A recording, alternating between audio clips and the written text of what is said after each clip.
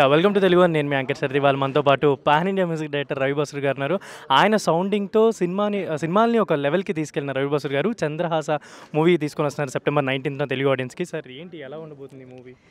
So ఒక కల్చర్ని represent చేయాలి అని ఈ మూవీ చేసాం యాక్చువల్లీ. సో నా 12 years నుంచి dream.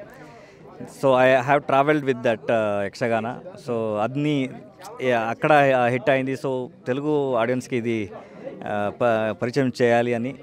So we're releasing in 19th September.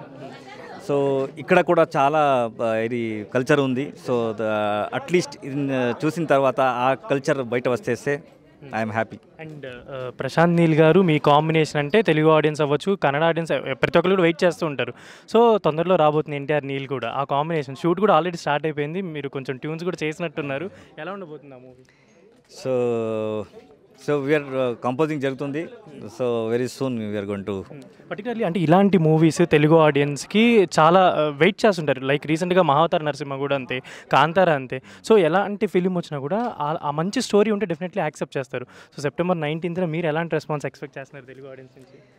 So ముందు నుంచి ఏం చెప్తారు తెలుగు ఆడియన్స్ అంటే మూవీ అంటే Telugu audience they are enjoying the ఏం చెప్తారు యాక్చువల్లీ మూవీని. సో ఐ హోప్ ఇది 19th వస్తుంది. సో ఒక కమర్షియల్గా మన ఆర్ట్ ఫామ్ని చూద్దాం. సో మీరందరూ మీ ఆశీర్వాదం మన ఏం చెప్తారు తెలుగులో మా మీద ఉండాలి.